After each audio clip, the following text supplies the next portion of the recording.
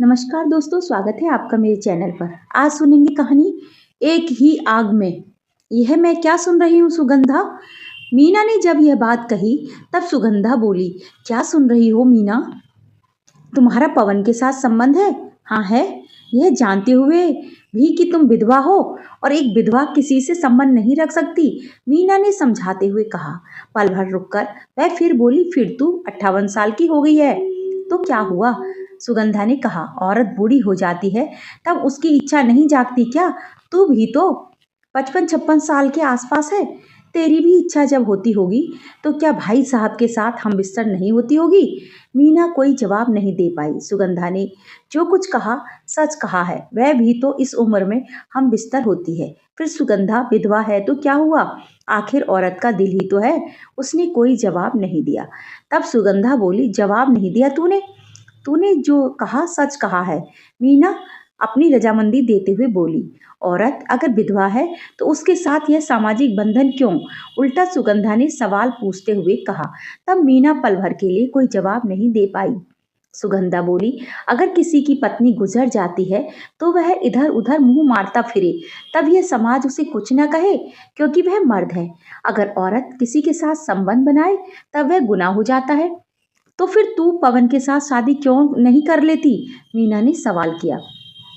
आजकल live in relationship का जमाना है, सुगंधा बोली। क्या दोस्त बनकर नहीं रह सकते? ठीक है, ठीक है, तेरी मर्जी, जो आए वह कर। मैंने जो सुना था वह कह दिया। नाराज होकर मीना बोली, मगर तू 3 बच्चों की माँ है, वे सुनेंगे तब उन पर क्या गुजरेगी, यह सोचा है? हाँ, सब सोच लिया है। क्या बच्चे नहीं जानते हैं कि माँ के दिल में भी एक दिल छिपा हुआ है, उसकी इच्छा जागती होगी? समझाते हुए सुगंधा बोली, देखो मीना, इस बारे में मत सोचो। तुम अपनी लगी प्यास भाई साहब से बुझा लेती हो। काश ऐसा न हो, मगर तुम मुझ जैसी अकेली होती तो भी वही सब कुछ करती जो आज मैं कर रही हूँ। समाज के डर से अगर नहीं भी करती तो तेरे भीतर एक आग उठती जो जलाकर तुझे भीतर ही भीतर भस्म करती। ठीक है बाबा, अब इस बारे में तुझसे कुछ भी नहीं पूछूंगी, तेरी मर्जी, जो आए वह कर, कहकर मीना चली गई। मीना ने जो कुछ सुगंधा के बारे में कहा है सच है। सुगंधा पवन के साथ संबंध बना लेती है।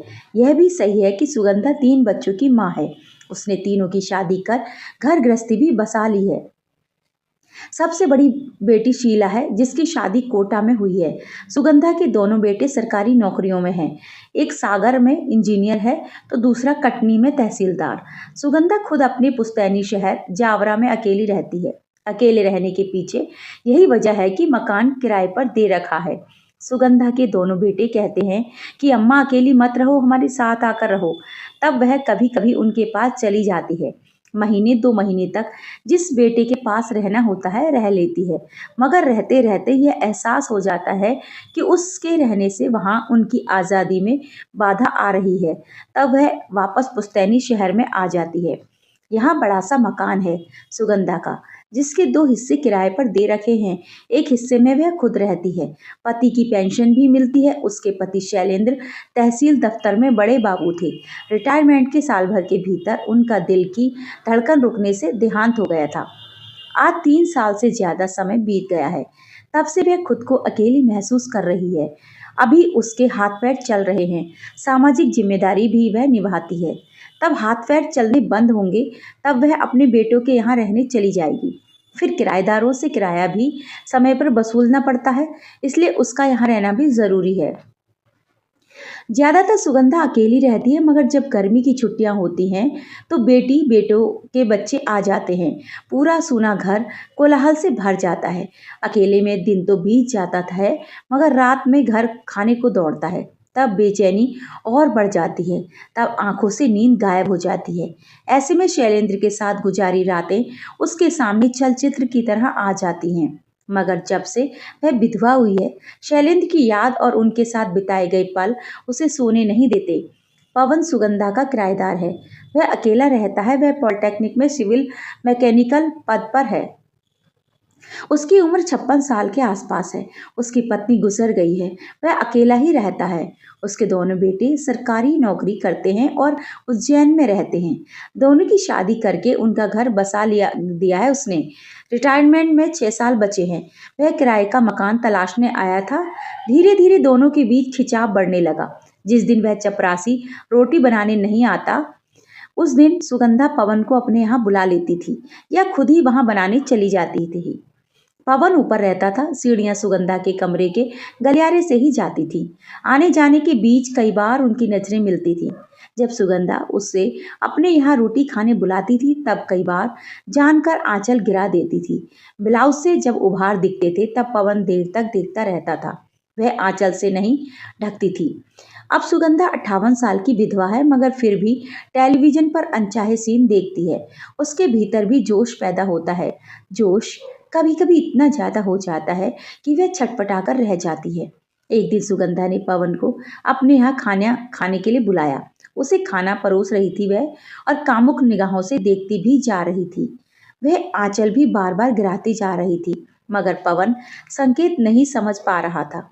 वह उम्र में उससे भी बड़ी थी। उसकी आंखों पर लाज का पर्दा पड़ा हुआ था। सुगंधा ने पहल करते हुए पूछ लिया, पवन अकेले रहते हो? बीवी है नहीं, फिर भी रात कैसे गुजारते हो? पवन कोई जवाब नहीं दे पाया। एक विधवा बूढ़ी औरत ने उससे यह सवाल पूछकर उसके भीतर हलचल मचा दी। जब वह बहुत देर तक इसका जवाब नहीं दे पाया, तब सुगंधा फिर बोली, आपने जवाब नहीं दिया? तकिया लेकर तड़पता रहता हूँ, पवन ने मजाक के अंदाज में कहा। बीवी की कमी पूरी हो सकती है। जब सुगंधा ने यह बात कही तब पवन हैरान रह गया। आप कहना क्या चाहती हो? मैं हूं ना आपके लिए इतना। कहकर सुगंधा ने कामुक निगाहों से पवन की तरफ देखा। आप उम्र में मुझसे बड़ी हैं। बड़ी हुई तो क्या हुआ, एक औरत का दिल भी तो है मेरे पास। ठीक है, आप खुद कह रही हैं तो मुझे कोई ऐतराज नहीं। इसके बाद तो वे एक दूसरे के बेडरूम में जाने लगे। जल्दी ही उनके संबंधों को लेकर शक होने लगा, मगर आज मीना ने उनके संबंधों को लेकर जो बात कही उसे साफ साफ कहकर सुगंधा ने अपने मन की सारी हालत बता दी। मगर एक विधवा होकर वह जो काम कर रही है, क्या उसे शोभा देता है? समाज को पता चलेगा तब सब उसकी बुराई करेंगे, उस पर ताने कसेंगे। मीना ने तो सुगंधा के सामने पवन से शादी करने का प्रस्ताव रखा। उसका प्रस्ताव तो अच्छा है। शादी समाज का एक लाइसेंस है। दोनों के भीतर एक ही आग सुलग रही है। मगर इस उम्र में शादी करेंगे तो मजाक नहीं उड़ेगा। अगर इस तरह से संबंध रखेंगे तब तो मजाक ही बनेगा। सुगंधा बड़ी दुविधा में फंस गई। उसके ने आगे बढ़कर संबंध बनाए थे। इससे अच्छा है कि शादी कर ले। थोड़े दिन लोग बोलेंगे, फिर चुप हो जाएंगे। उसने ऐसे कई लोग देखे हैं जो इस उम्र में जाकर शादी करते हैं। क्यों ना पवन से बात करके शादी कर ले। अरे सुगंधा, आप कहाँ खो गई? पवन ने आकर जब यह बात कही तब सुगंधा पुरानी यादों से आज में लौटी। लगता है बहुत गहरे विचारों में खोई गई थी। हाँ पवन, मैं यादों में खो गई थी। लगता है पुरानी यादों से तुम परेशानी महसूस कर रही हो। हाँ, सही कहा आपने। देखो सुगंधा, यादों को भूल जाओ वरना ये जीने नहीं देंगे। कैसे भूल जाऊं पवन? आपसे आगे रहकर जो संबंध बनाए हैं मैंने अच्छा नहीं किया। अपनी उदासी छिपाते हुए सुगंधा बोली। फिर पल भर रुककर वह बोली, लोग हम पर उंगली उठाएंगे, उसके पहले हमें फैसला कर लेना चाहिए। फैसला? कौन सा फैसला सुगंधा? पवन ने हैरान होकर पूछा। हमारे बीच जो संबंध है उसे तोड़ दें या परमानेंट बना लें? मैं आपका मतलब नहीं समझा।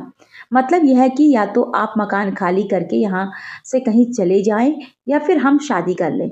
सुगंधा ने जब यह प्रस्ताव रखा तब पवन भीतर ही भीतर खुश हो गया। मगर यह संबंध कैसे होगा? वह बोला, हम शादी कर लें यह बात तो ठीक है सुगंधा, मगर आपकी और हमारी औलादें सब घर गृहस्थी वाली हो गई हैं। ऐसे में शादी का फैसला नहीं हो सकता है। यही कहना चाहते हैं ना? पवन को रुकते देख सुगंधा बोली। मगर यह क्यों नहीं सोचते कि हमारी औलादें अपने अपने घर में बिजी हैं। अगर हम शादी कर लेंगे तब वे हमारी चिंता से मुक्त हो जाएंगे। जवानी तो मौज मस्ती और बच्चे पैदा करने की होती है, मगर जब पति पत्नी बूढ़े हो जाते हैं तब उन्हें एक दूसरे की ज्यादा जरूरत होती है। आज हमें एक दूसरे की जरूरत है। आप इस बात को क्यों नहीं समझते हो? आपने ठीक सोचा है सुगंधा। मेरी पत्नी गुजर जाने के बाद मुझे अकेलापन खूब खलने लगा, मगर जब से आप मेरी जिंदगी में आई हैं, मेरा वह अकेलापन दूर हो गया। सच कहते हो, मुझे भी अपने पति की रात को अकेले में खूब याद आती है। सुगंधा ने भी अपना दर्द उगला। मतलब यह है कि हम दोनों एक ही आग में सुलग रहे हैं। अब हमें शादी किसी तरह करनी चाहिए, इस पर सोचना चाहिए। आप शादी के लिए राजी हो गए। बहुत सालों के बाद सुगंधा के चेहरे पर खुशी झलकी थी। वह आगे बोली, शादी किस तरह करनी है ये सब मैंने सोच लिया है। क्या सोचा है सुगंधा? अदालत में गुपचुप तरीके से खास दोस्तों की मौजूदगी में शादी करेंगे, ठीक है, मगर इसकी हवा किसी को भी नहीं लगनी चाहिए, यहाँ तक कि अपने बच्चों को भी नहीं। मगर बच्चों को तो बताना ही पड़ेगा, पवन ने कहा। जब हमारे हाथ पैर नहीं चलेंगे तब वे ही संभालेंगे। शादी के बाद एक पार्टी देंगे, जिसका इंतजाम हमारे बच्चे करेंगे। जब सुगंधा ने यह बात कही तब पवन भी सहमत हो गया। इसके ठीक 1 महीने बाद कुछ खास दोस्तों के बीच अदालत में शादी करके वे जीवन साथी बन गए। सारा मोहल्ला हैरान था। उन्होंने अपनी शादी की जरा भी हवा न लगने दी थी। दो बूढ़ों की अनोखी शादी पर लोगों ने उनकी खुल्ली उड़ाई, मगर उन्होंने इसकी जरा भी परवाह नहीं की। कोई खुश हो या ना हो, मगर उनकी औलादें इस शादी से खुश थी, क्योंकि उन्हें माता पिता की नई जोड़ी जो मिल गई थी। दोस्तों, ये थी आज की कहानी। आपको कैसी लगी कमेंट करके मुझे ज़रूर बताएं, और इसी तरह की नई नई कहानियों के लिए मेरे चैनल को ज़रूर सब्सक्राइब कर लीजिए। कहानी सुनने के लिए आपका बहुत बहुत धन्यवाद।